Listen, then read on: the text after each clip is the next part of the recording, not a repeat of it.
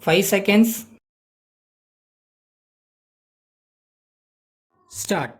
I thank you all for the kind reception which you have given me and for the enthusiasm with which you have greeted me. As you have said in one of the addresses which has been read out just now, this is not my first visit to your city. I have been here more than once, and on every occasion I have received the same kindness.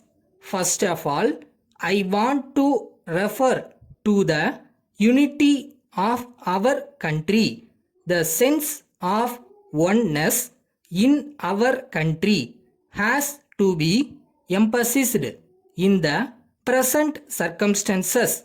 We should not think that our unity is a matter of course and that it can bear all kinds of strain to which it may be exposed. The fact is that our unity has to be strengthened at the present moment.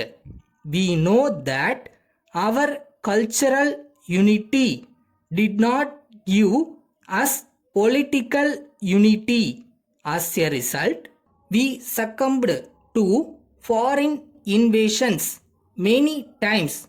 Fortunately, we have now attained political unity also. Under the circumstances, it will be easier for us to preserve our cultural and political unity. We should not think that this political unity does not require careful attention from day to day. India is the second biggest nation in the world. There is no other country which has got such a large population and is governed by one constitution and ruled by one set of ministers. I do not think there has been another instance of an election in which so many people got the right to vote. The next general election will be coming during the next few months. At present, numbers count more than anything else. As a matter of fact, India can play a great part in the world today. So, there should be no occasion for undesirable rivalries.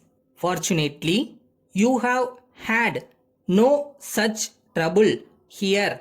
I hope it will never happen in future as well, and I am quite sure you will think of the country as a whole. Then we are at present engaged in working out the next 5-year plan. The previous plan has been more successful than we thought it would be in the beginning. It can happen only if all the people cooperate in its working.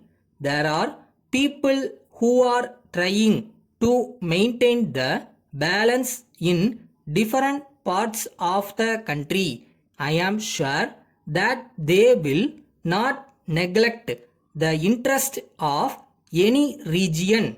Letter dated 7th May 1990 from Money and Company, Madras to Messrs. Hari and Company, Bombay. Dear sirs, we learned that so far you have no representative in Tamil Nadu. We therefore offer our services to act as your sole agent for this state. Our firm is 40 years old.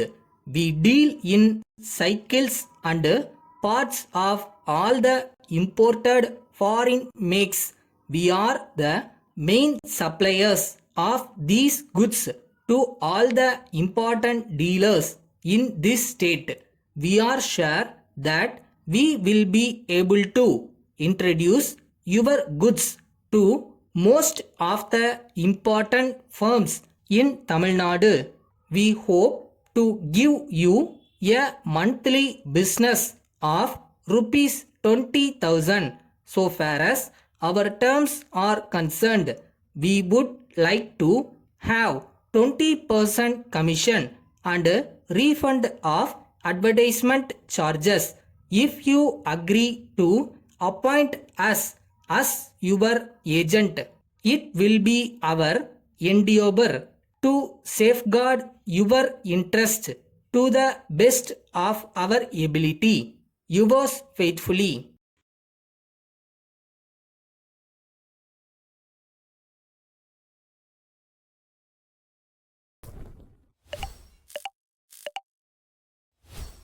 நம்ம வேலையை நம்ம ஒழுங்காக பார்த்துட்டு செஞ்சுட்டு முயற்சி பண்ணோம்னா தானாக வரும்.